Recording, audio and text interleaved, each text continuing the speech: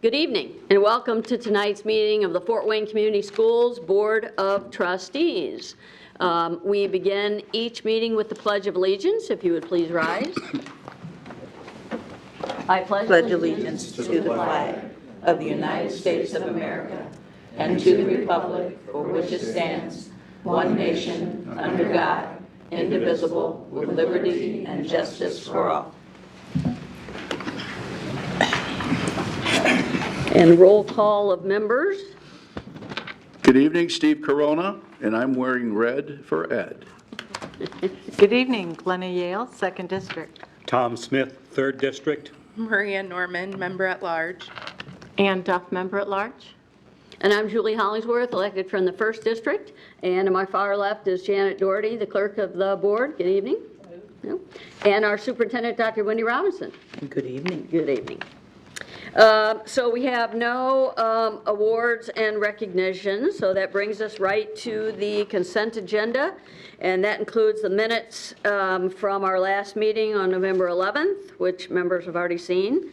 It includes vouchers and payroll, vouchers for the period ending November 25th, and payroll for the period ending October 25th, which we've seen, and the personnel report, which we've seen. So do we have a motion and a... Move approval of the items under the consent agenda. Second. Okay, thanks, Steve. Thanks, Tom. So all those in favor of approval signify by saying aye. Aye. Aye. Opposed? Okay. And Dr. Robinson, was there anything on the personnel report that you wanted to highlight? Not tonight, thank you. Okay. So next, we have no old business. That takes us to new business, and first is some school kitchen and cafeteria remodel. It's recommended that the board approve 2 construction contracts at various sites. The first is Toll's Intermediate School kitchen and cafeteria remodel, and that's Hamilton Hunter Builders, Inc., and that total contract is $1,748,600. Automated Logic has the controls base bid for $22,830. And then at Portage Middle School, a kitchen remodel, and that bid is from Schenkel Construction, Inc. for $633,425, and controls from Automated Logic for $14,770. The project at Tolles consists of site architectural, mechanical, plumbing, and electrical renovations to the existing kitchen and serving lines, replacement of the cooler and freezer, and a renovation of the existing cafeteria. Portage consists of minor mechanical, plumbing, and electrical renovations to the existing kitchen and serving lines. Both projects also include the replacement of the kitchen and serving line equipment. The existing building automation systems or controls are proprietary, and Automated Logic is a single source vendor for this work.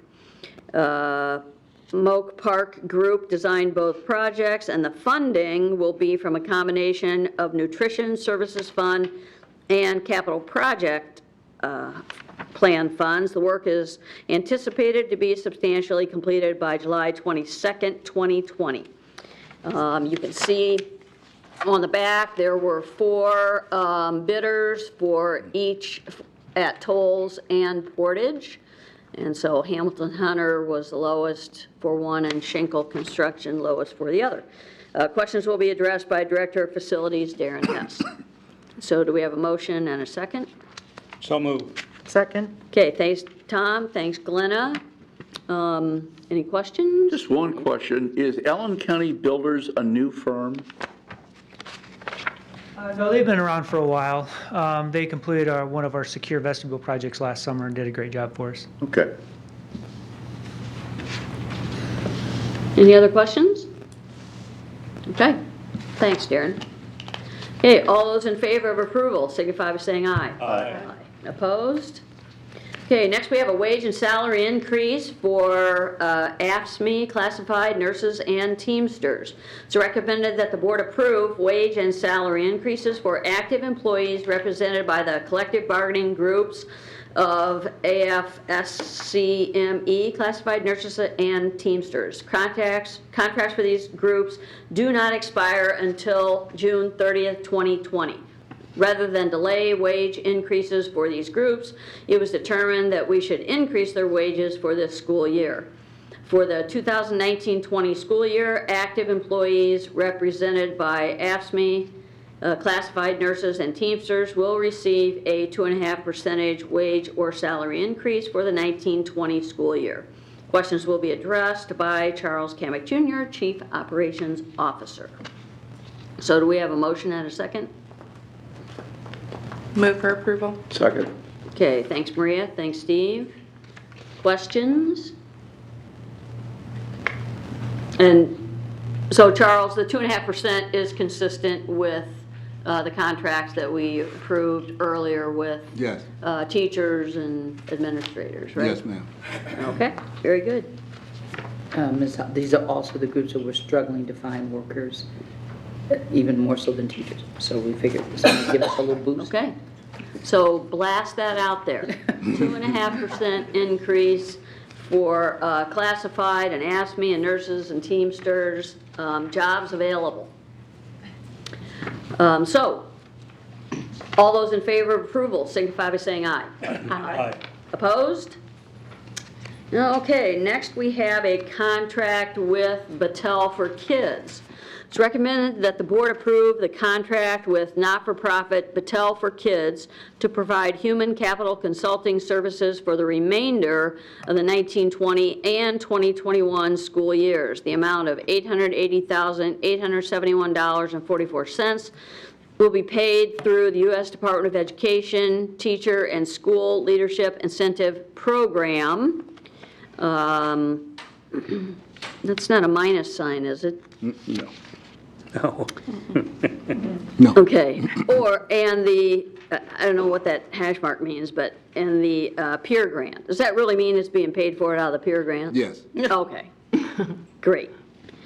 So Battelle for Kids will focus on developing the knowledge and skills of human capital leaders at FWCS, which includes professional learning on HR organizational development, compensation systems review, and process improvement. This contract supports Fort Wayne Community School District Goal 1, achieve and maintain academic excellence. And Charles Kamick Jr., our Chief Operations Officer, is still here to answer any questions. Do we have a motion and a second? So moved. Second. Thanks, Tom. Thanks, Maria. Questions? Charles, this is what we had a work session over, correct? All the Yes. work that they had put together and compiled? Yes. And so this is just a continuation of that project? Yes, the continuation of the compensation project, and then they're helping us restructure HR and HR hiring processes, and quite a few topics that they've been very involved in. Okay, thanks. Being honest, the biggest right now is the hiring process, Right. trying to figure out how we can improve. And we are in the process of hiring an HR director, is that correct? Because we have We have one someone retiring. retiring in Yes. December? Yeah. Okay. Yes. And so where are we in that process, just out of curiosity? We had interviews on Friday, Okay. and I'm sure the superintendent will give you an update on that process soon. Okay, great. Not tonight. Any other questions? Okay, all those in favor of approval signify by saying aye. Aye. Opposed? Okay, next we have the Learning Forward contract. It's recommended that the board approve the Learning Forward leadership contract totaling $222,600 for the 1920 school year to support the continuation of professional learning. Learning Forward will continue to collaborate with district-level administrators, curriculum and instruction, interventionists, and coaches in comprehensive professional learning. This contract will be paid for from the peer grant. Questions will be addressed by Ramona Coleman, Director of Professional Learning. So do we have a motion and a second? Move we approve? Second. Thanks, Glenna. Thanks, Maria. Questions? Ramona? Oh, go ahead, Maria. Ramona, is this going to be a continuation of the professional learning that our staff has done in prior years, or is this going to be new training that we're offering? It is a continuation of the professional learning that we've had in prior years. And this will be, we've had an association with Learning Forward for quite some time now. Yes. How many years has that been? So basically, we originally started with Learning Forward when it was National Staff Development Council, which was about 15 years ago. And then for the past 8 years, we started with the Learning Forward organization, and that they work with different learning communities in the district. And part of what I'll be bringing to the board as we talk about transitioning is so much of what we're bringing you is tied to the peer grant. So what we're trying to make sure is our obligation for the peer grant as we establish these relationships. These were all written in there. So I want to give the board next 2-year, 3-year as the grant expires because all of these are a part of that grant. So I think if you just get a broader overview, you'll see as we're bringing them, why we're bringing them, because that's been what? We're in our 2nd or 3rd year of the peer This is grant. the 3rd year. So, we talked about that 3 years ago, but we'll bring that too. Okay.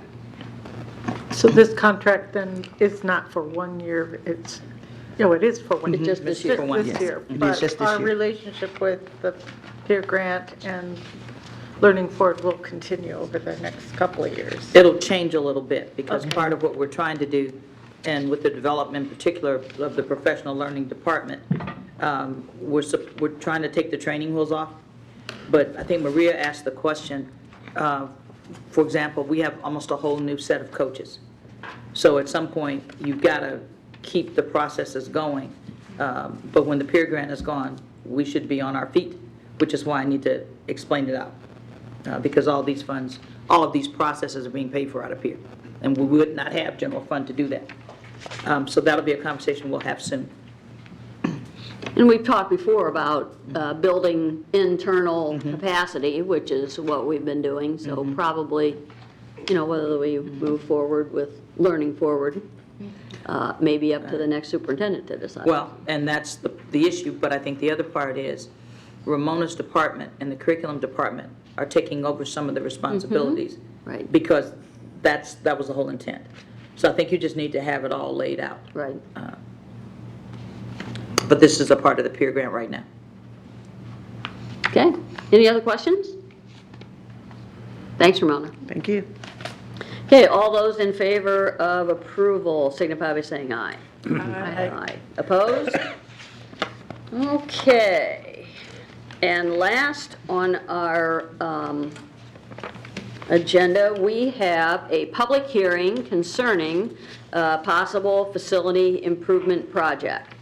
It's recommended that the board conduct the first of 2 public hearings for a possible facility improvement project totaling $130 million. The project includes major renovations at Blackhawk Middle School, Miami Middle School, and Wayne High School, as well as additions to Levon Scott Academy and Franke Park Elementary.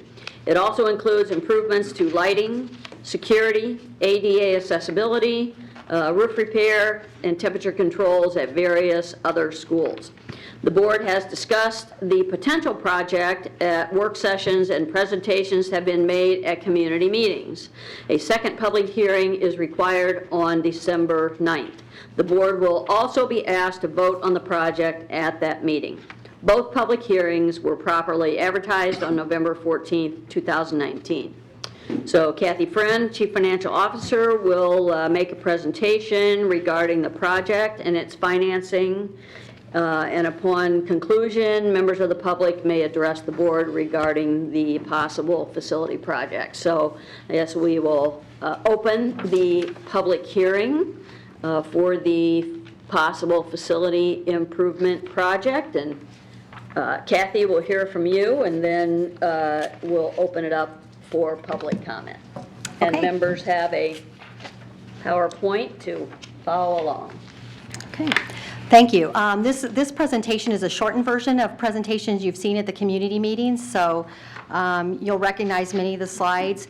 I wanted to point out it's new this year that we do new with this bond issue, this referendum, that we do 2 public hearings. In the past, there's only been required to do 1 public hearing, so this is the first time we've had to do 2, if that feels different to you.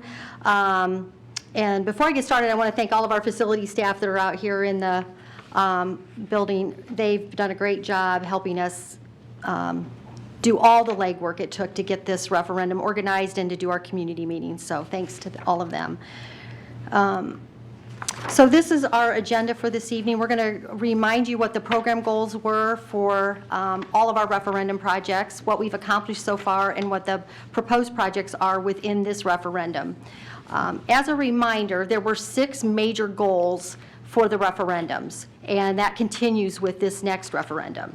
The first goal was to replace infrastructure that's reached the end of its useful life.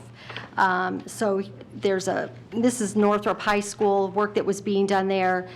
This is a picture of some original heating, piping in need of replacement. So, these are things that are behind the walls, this infrastructure, that maybe not everybody realizes is there and needs repaired, but this is affecting maybe the heating and air conditioning systems in the building and the comfort level in the schools. This is another example of infrastructure when you look at the masonry and structural repairs at Irwin Elementary School. So we're doing this in several places as well. Next goal was to improve the environmental conditions in our buildings, which means air quality, temperature, and lighting. So here's an example of Harrison Hill. The old picture there is from the basement of Harrison Hill. Which was in very poor condition, but because of the age. And then the addition that we added on to Harrison Hill with a whole new system. So now we have a more reliable system that's better to maintain, and that's true in other schools where we've done major renovations. The next goal was to improve security and safety for our students and staff. So you're familiar with the secure vestibules that we've been putting in our buildings. I think this one is the most drastic one that we did at Northrop High School. We added an extra area that includes offices in it, and we now have an area where patrons can go through these doors and not go into the commons area and be able to wander throughout the building. So Wayne High School is on the agenda for the next project, and we would do something similar there. This is another example of a secure entry. So this is a little bit smaller, but this is in an elementary school. So when people come into that first door, they immediately go to the right and not go through the second set of doors. They go to the right, go into the office, and if they don't have any other business in the building, they just go right back out the same door, and they're not even in the school. So we're pretty pleased with this. We will get, all of the buildings will have secure vestibules if we get the third referendum completed. And Kathy, just to be clear, it's not as simple in most cases as just putting in a That's second correct. set of doors. That's what correct. it usually means is relocating an office. That's right. Which is what happened in Northrop, which happened at St. Joe Yeah. Central. it's Irwin happened at- Elementary School. Yep. Yeah, and Forest Park, which is in one of the projects, the office actually has to be moved to an area where this is feasible. A lot of buildings, you would come in through a set of stairs maybe and go straight up into a big hallway and have to find your way to the office. So that's what we're trying to avoid. Along with security is safety, and so St. Joe Central, this is an example of a parent pickup lane that we developed at St. Joe Central, and this is helping keep traffic off of the roads that are nearby St. Joe Central. So that's been welcomed. The parents are really liking that. The next goal is to increase the overall efficiency of the building so that we decrease energy. And so here's an example at Northwood Middle School. We had some old panel systems there that were energy inefficient. They would let air in. Now we have a new system there with insulated panels, fewer windows. Obviously, it looks better too, but the goal there was to increase again, the comfort of the students and the teachers in the classroom. Here's another example of the same thing, a different look at Washington Center Elementary School. As far as energy savings goes, just on these projects that we've been doing in the referendum projects, not all of our buildings, but just in the referendum projects, we've had an annual savings of about $109,000 and reduced energy by about 25%. So this is something we're working on district-wide, but in particular, the improvements that we've made in our buildings have resulted in those savings, and so we expect to have many more when we complete Phase 2 and then when we go through Phase 3. Next was to maintain our roof replacement schedule. In this case, I didn't bring a bunch of pictures of roofs for you, but I wanted to make make the point that we have over 4 million square feet of roof. That's pretty astounding to have that much roof. And if we needed to keep that up on a 20-year replacement schedule, it would cost us about $3.5 million a year, and currently we're only budgeting about $1.4 million in the capital projects plan, so we're never going to be able to catch up. So the referendum really helps us get closer to that schedule. So, and just as a reminder, we don't do complete roofs at a time. We do sections of roofs at buildings so that we wouldn't have a complete failure at a building if we do get behind schedule. So overall, the goal of the projects was to provide a better overall learning environment for our students. Here's some examples of some classrooms. This is Kroninger Elementary, the TV studio there. This goes along with their focus at their school. This is the media center at the Center for Academic Success at Nebraska. This allows the students to have some collaboration area, much more better lighting, flooring, the window there where there's a view into the room by others. It's a real improvement to that center. Lane Middle School, this is a classroom, and the lighting is the main thing here that you would notice if you looked at the lighting that was in a classroom that hadn't been improved. So we did some storage in these classrooms. A typical classroom got new storage. You'll notice the furniture looks pretty much like the old furniture because it is. We didn't do a lot in the way of furnishings, but we did improve the overall learning environment in the classrooms. So this is a list of the projects that are included. The first two columns represent the 2012 and the 2016 referendum, and those green boxes reflect things that will be completely finished if we are able to move forward, especially with the 2020. But in 2016, at the end of that referendum, those projects being completed, we will have every building air conditioned. Including Wayne? Most of entire Wayne. building? Not the entire building. Okay. A good part of Wayne, right? A good part of Wayne. Because Wayne was kind of designed Yes. like We have Northrop. the where exterior in the- classrooms at Wayne would still need Right. air conditioning, right? So, yeah, we have a ways to go to be completely air conditioned. We would have the security lock sets on all doors, and the secure vestibules will be completed in all buildings if we get the third referendum. So you can see we've gotten a lot accomplished in 2012 and 16 projects.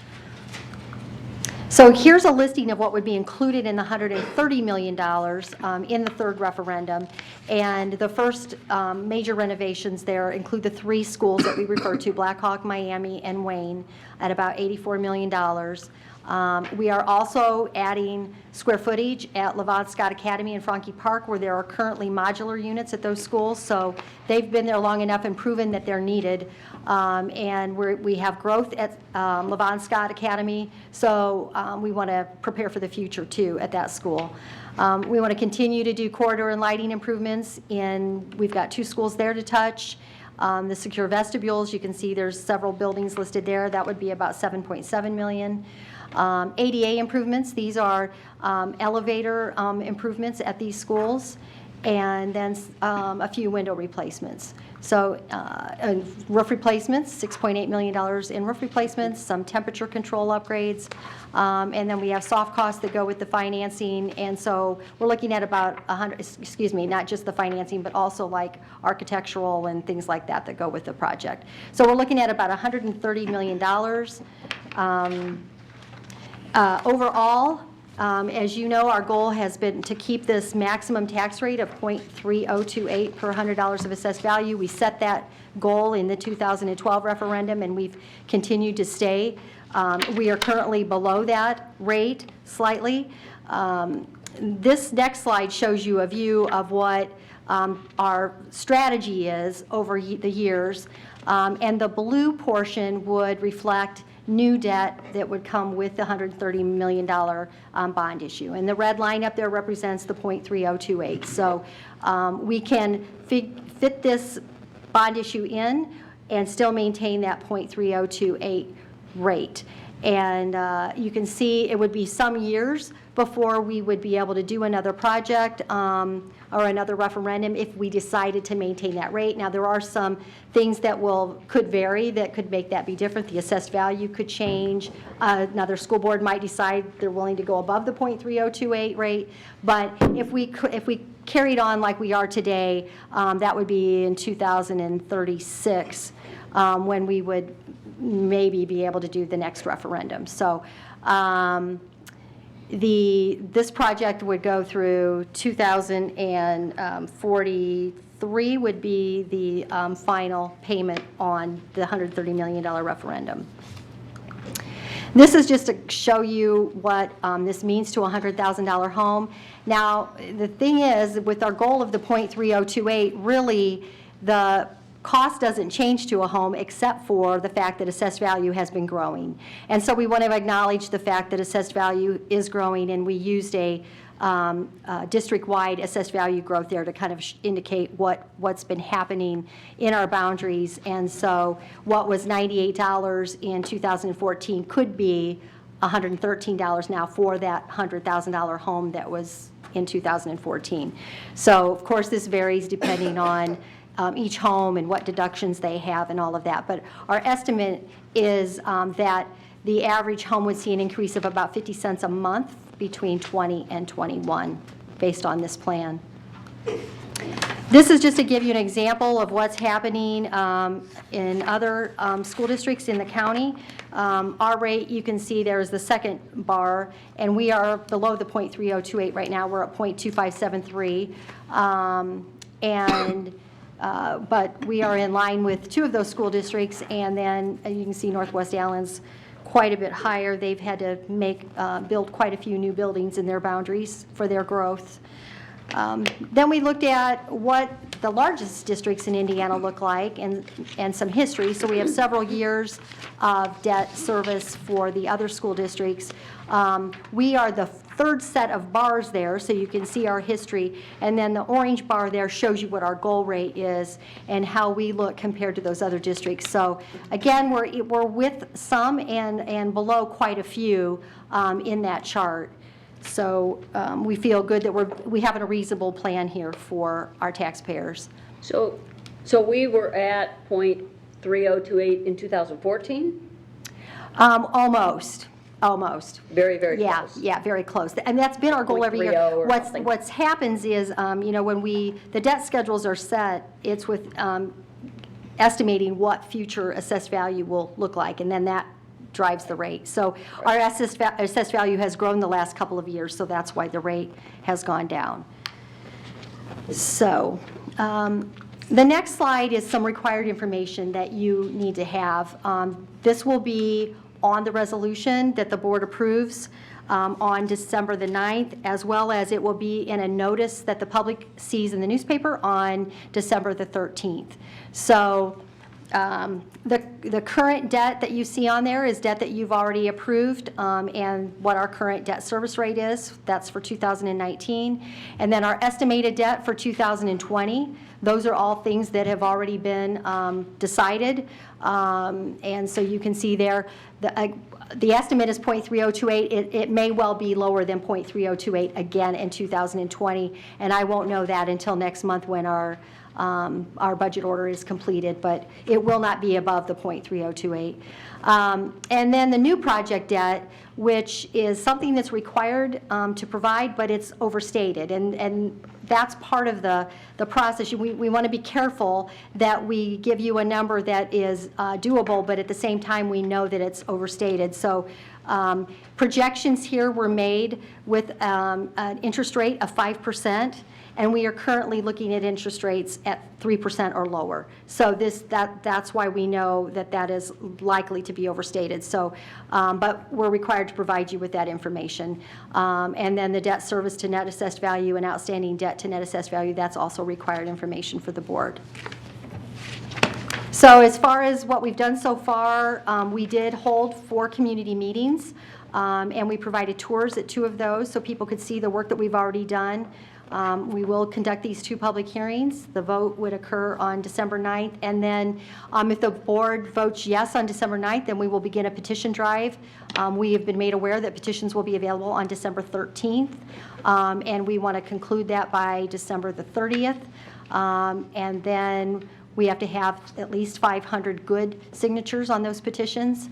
And then if all goes well there, then this will be on the ballot on May 5th of 2020. And Kathy, so what's a good signature?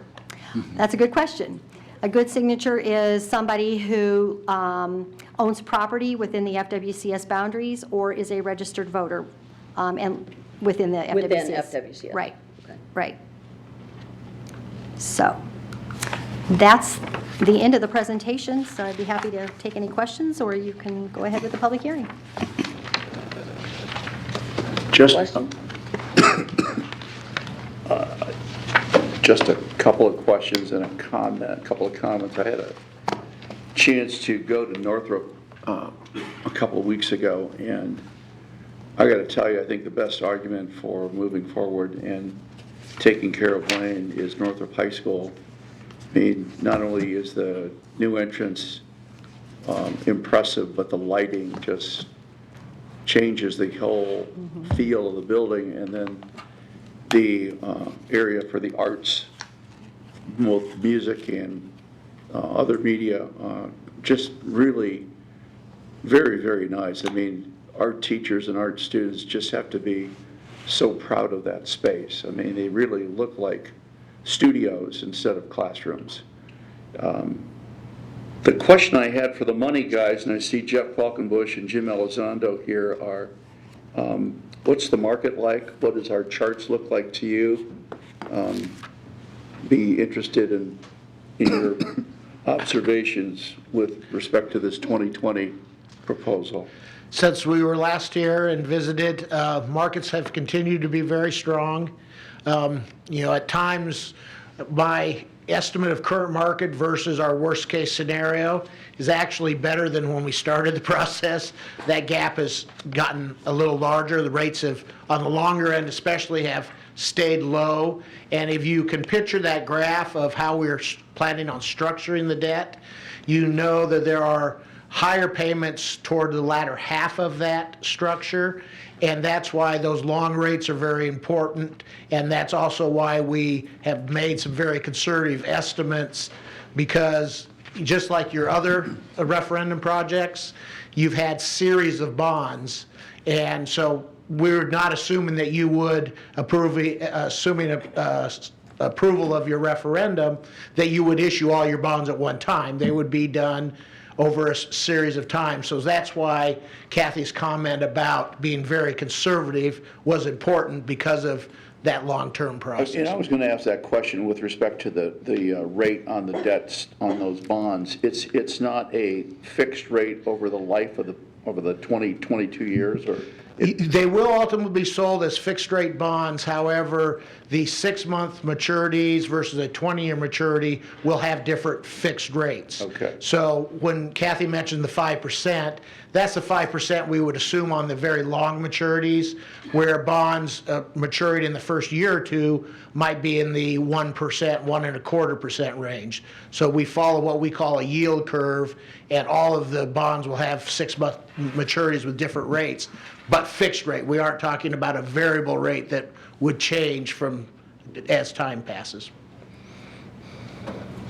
Jeff, your role in this?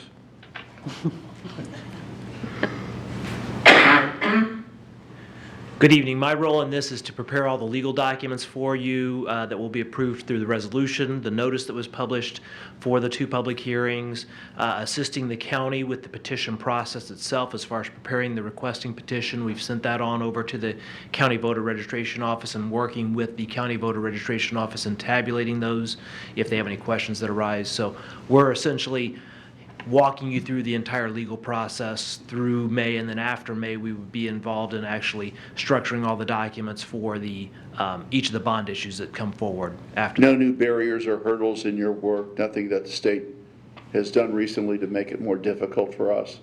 Not as of now, no.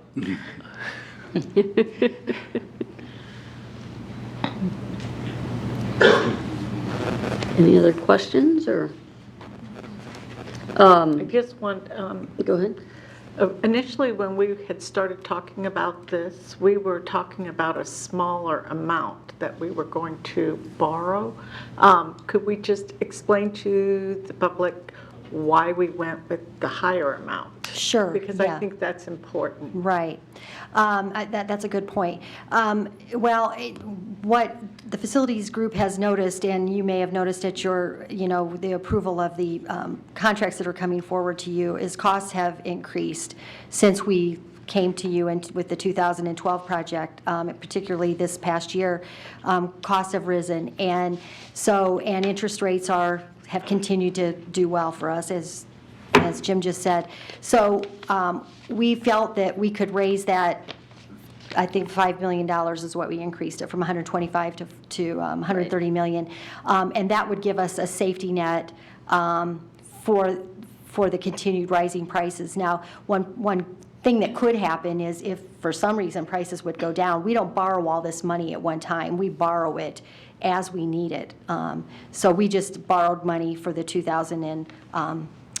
recently for the 2016 referendum. So, if prices would go down, there would be an opportunity at some point to borrow less if that would be the case. But we just felt like, if we felt comfortable that we could keep that rate at the 0.3028 and give ourselves some room in case, because we sure don't want to shortchange any of these projects because they're all so important. So that's why. But by prices, you're talking construction. Construction, right. Costs have Construction gone up. costs, yep. Okay, Yep. great. Thank you. With respect to the increase in our assessed valuation, 6% and 5% in the 2 years, and it allowed us to do a small project, what was it, $8 million? And yeah. was that the GO bond? Is that what we called it? So let's say that this continues to happen over the next couple of years, that we see that inflated assessed valuation over the next, let's say, 3 or 4 years, and we don't have any additional projects. Could we accelerate the payment of these bonds? What would be a strategy that we might want to consider with that little cushion?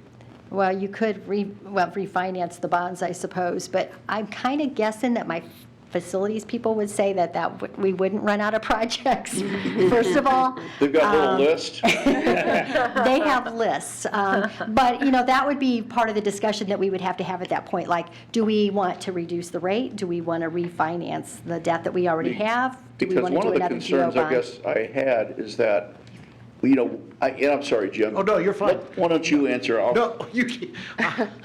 Go ahead. One of the concerns I had is that the concern with respect to the amount of roofing we have and whether we would ever catch up, might that be one of those options? Absolutely, Okay. yeah. As far as let's assume we issue a first series under the referendum. Once we issue that series of bonds, we really don't have the ability to refinance or restructure that immediately. With the new tax law change, and that's not new, a couple years ago, that eliminated any advanced refunding of bonds. We can do a current refunding, but that wouldn't be able to occur for 7 to 8 years. But what the flexibility would be, as we saw the AV grow, if it were to, we might issue the first series of bonds, and then that AV grew, and we said, well, we need to push more projects forward. We might structure the second series, instead of how we anticipated being lower and then larger at the end, we could push more bonds forward to fill that gap that the assessed value allowed us, and in effect, take bonds off the longer end, making it more efficient. And then the idea would be that you saw the estimated maximum lease payment. That's why we have that number up there. We don't expect under the current structure for that maximum lease payment to occur until years 10 or more. Yeah. But that allows us the flexibility to push more up front if the opportunity arises because of a assessed value growth. I would hate for us to see us really drop that tax rate substantially, because that's where we were 15 years ago or so where we had to sell the community on this whole notion of repair and renovate. And I just would hate to see us do that. Well, Jim raises a good point there. You know, we're doing a large bond issue like every couple of years. Right. We're not doing it all at one time. So each time we do a bond issue, we look at what is our assessed value right now, and what is the structure of that. So I can tell Jim, or he reviews our financial information. We have the ability to add this much debt service in order to maintain that rate. And then when he goes to the market, he knows that he can set up the schedule to fit that, you know, those levels of payments. So I think that, you know, there's a lot of discussion that we would have if that would happen, and then we would decide which is the best course of action. And when you take a look at this graph and you see as it begins to dip down in 2041, I won't be here. Never say never, Steve. But Would we also have the ability to do one of the short-term bonds like we just got done doing And that- if we had the cushion? That would be another option that Kathy and her staff would consider as we look every year at debt service plans for the coming year. We know where the referendum pieces are, we know what other needs are there, and just as we did this year, Yeah. we've done a shorter term, smaller borrowing to fill that gap and keep us moving in those plans. So that's what's neat about the idea that it's not one $130 million bond issue. First, you can't support it construction-wise in our community, so you break it up into pieces that way.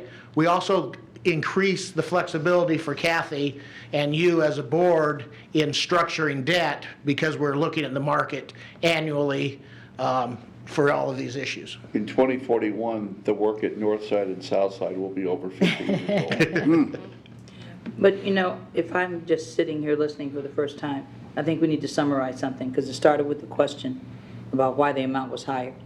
So the answer to that was construction costs have risen. Then we got into the flexibility of what could happen when most of us won't be here. But I think if I'm sitting out in the audience, it's a real simple message. We've never gone above what it is we said we were going to set as the rate. We've always been very conservative to stay below that. But keep in mind, we've never really fully funded any school at the level we should have. So we've always been very conservative. And the only way we can take an alternative and do more is if the costs are down. So I think we got into a lot of what ifs, but the question you asked was, assessed value allowed us to do that and still stay below the rate. This is still, other than Frankie Park and Scott, we've never, in the vestibule at Northrop, we aren't adding major rooms. So we are still doing what I think is a wonderful job, but it's not at the budget for a total renovation. Most school systems, when they build a brand new. And like when you're talking Southside. So some of what we're borrowing for is just to keep a 50-year-old project, almost a 30-year-old project at Southside with the roofing going. So I think we just have to be clear in that message. The costs are rising, but we're still below what we told people we were going to borrow, and we're still not borrowing everything at the same time. So if I'm listening, there's an opportunity to adjust as we go along, but the cost rising was the biggest issue, and we still aren't able to do all the things that we want to do. Grateful for what we can do, very grateful.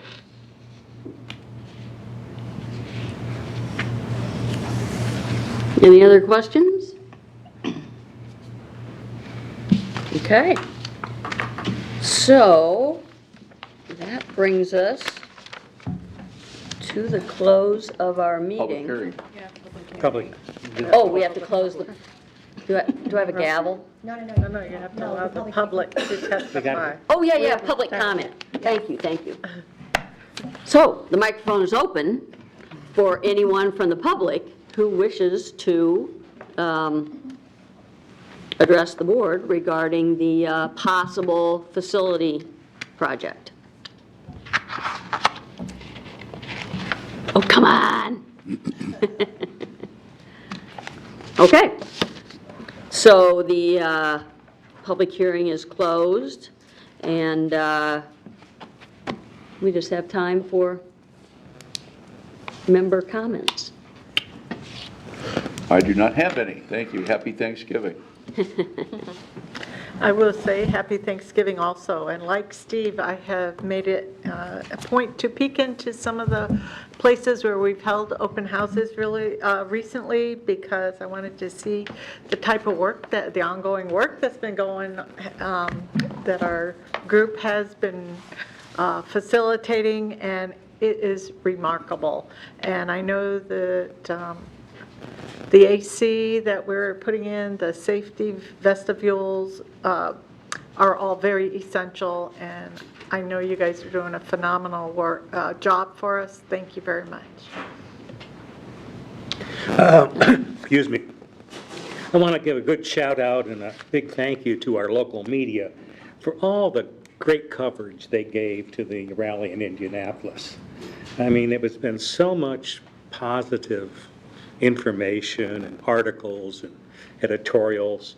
It's probably some of the most concentrated, good PR about public education I've seen in a long, long time. So I really want to thank our local media for giving some real in-depth coverage to the rally in Indianapolis.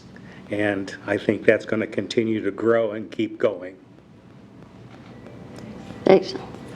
I'll also wish everyone a happy Thanksgiving. And with that being said, our culinary arts program is offering a community Thanksgiving tomorrow at Anthus from 5 p.m. to 7 p.m.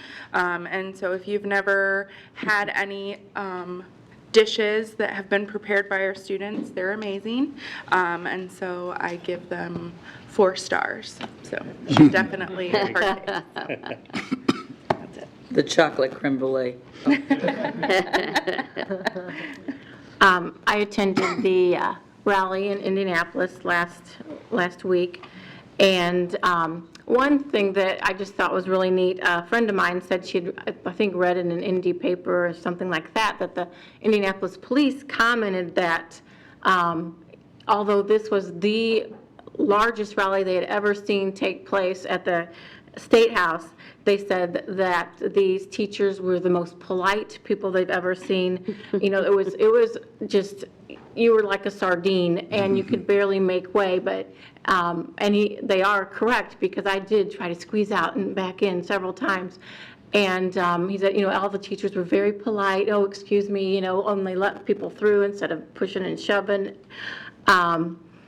And the police also commented that they picked up after themselves. It was the cleanest they'd ever seen the grounds after a rally like that. So that was just really neat to hear, and it just tells you what teachers are made of. But as I did talk to several teachers at the rally, I know this, for some of them, this is the first time they've been really active in speaking out for our public schools and standing up for public education and themselves.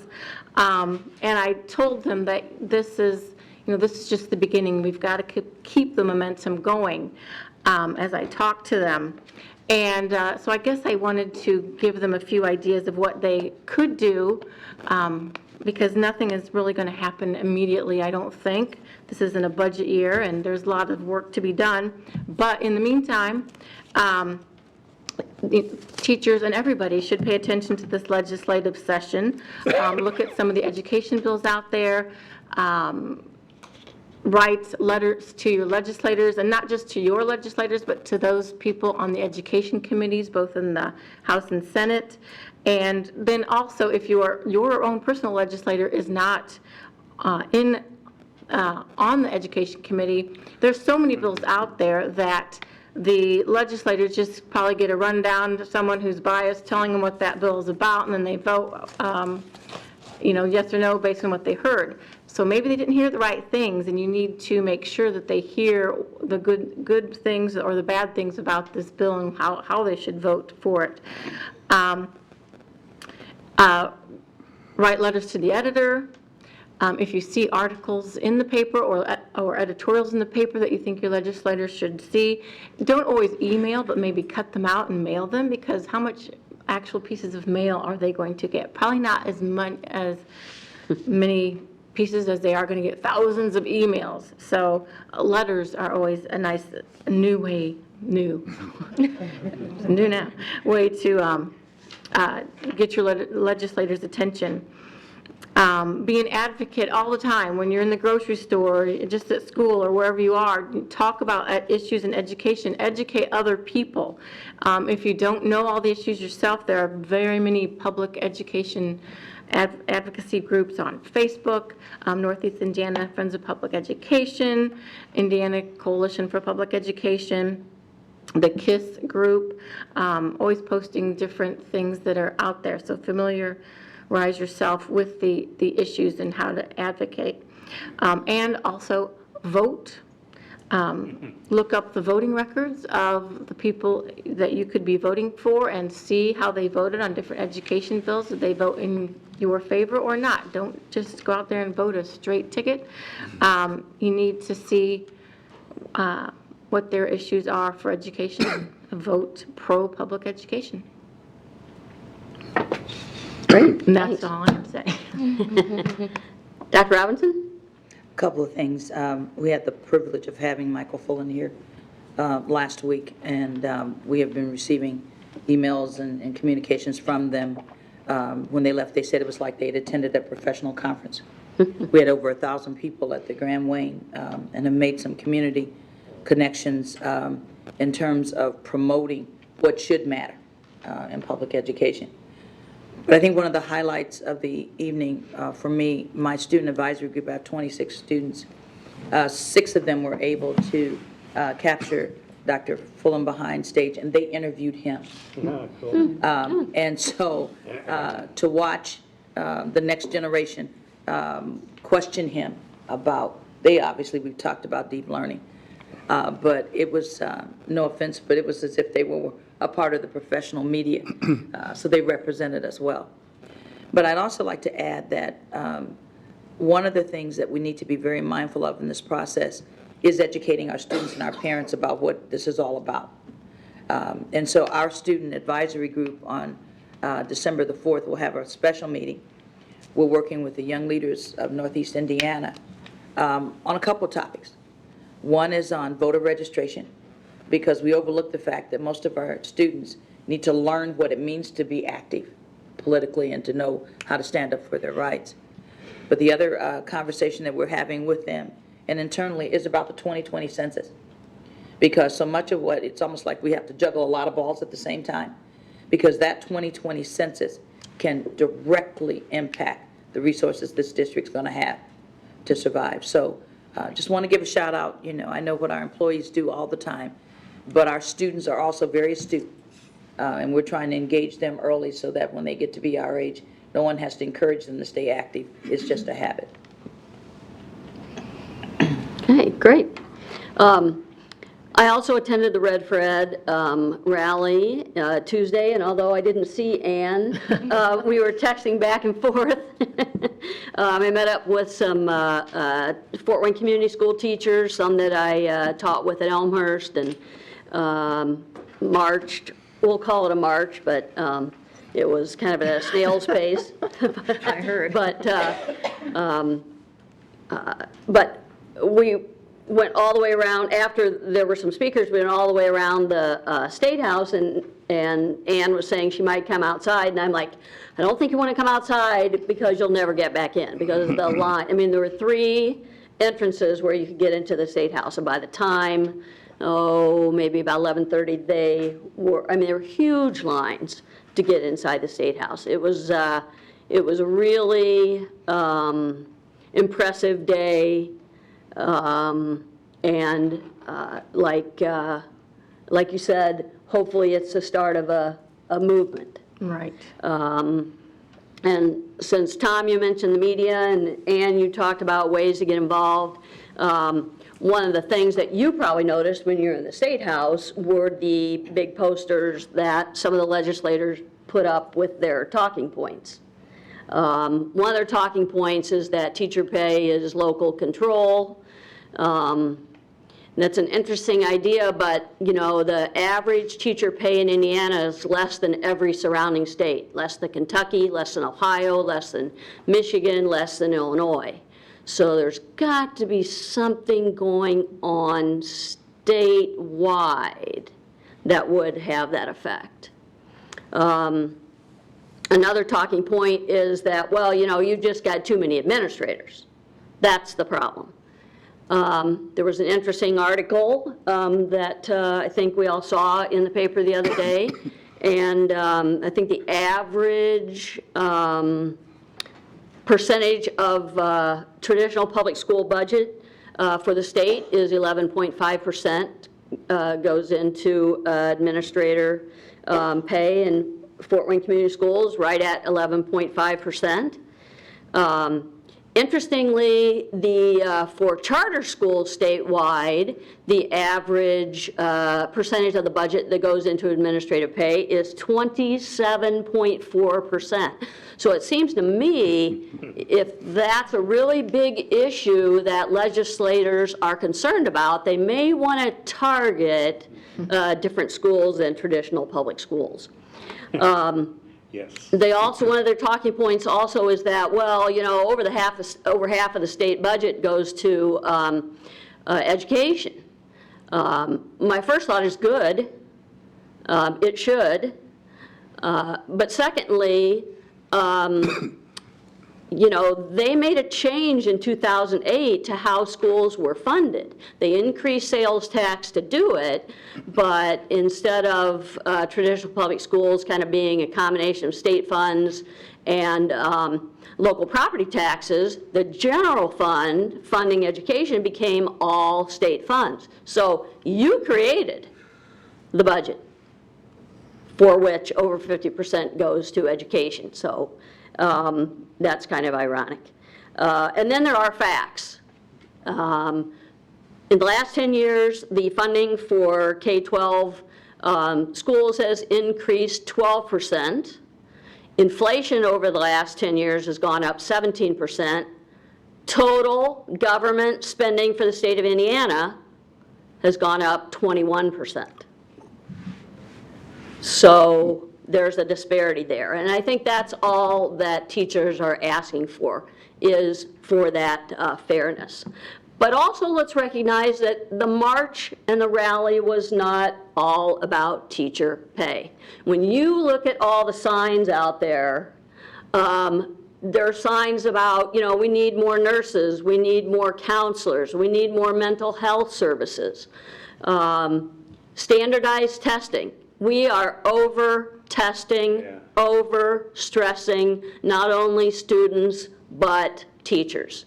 Even the outgoing Speaker of the House, Brian Bosma, said, well, you know, 20 years ago, you know, maybe using testing to evaluate teachers seemed like a good idea, but maybe we should take another look at that. And yeah, maybe you should, because what have we accomplished in those 15, 20 years?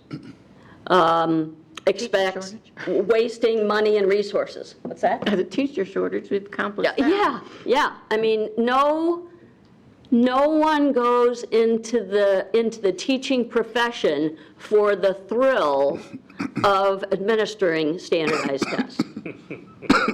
That was another sign I saw. Bring back the joy of learning and teaching. So it's not just funding. And I would say that one of the biggest issues is the disrespect we've seen from some legislators over the past 10 years. I mean, we had to freeze teacher pay for what, 5 years? Because the whole talking point at the state level was, well, those step increases, that means that those teachers are just getting raises for no good reason. I mean, that's actually what some legislators said. And no, I mean, in my mind, it was always simply a financial planning strategy. And for me, when I went into teaching, I could see, okay, I'm not making much money now, but I could eventually see what my salary was going to be.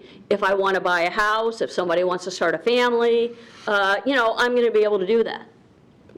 That's what those step increases were all about. So, if you're going to take Ann's ideas and write a letter to the editor, write your legislators, those are some ideas. After Thanksgiving, we have some new superintendent meetings for those of you, members of the community, who want input into not only what the next superintendent, what you might be looking for, but also what your concerns might be about the direction of the district, what we're doing well, what we can improve on, what our challenges are going to be over the next few years. So there's a meeting December 3rd at Southside at 6 o'clock. There's a meeting at the Face Center on December 4th at 1 o'clock, and then there's a meeting at Northrop on December 5th at 6 o'clock. If you can't make a meeting, on our website, there is an online survey that you can take. And do we have a link to that on the front? If you can't find it on the front of the website, I know you can go to About, and then Superintendent Search. She's back Okay, so everybody have a great Thanksgiving. We meet again on Monday, December 9th. Anyone interested in adjourning? So moved. Second. Ooh. Okay, all those in favor of adjourning, signify by saying aye. Aye. Aye. Okay, anyone opposed? Hey, the microphone is open for anyone.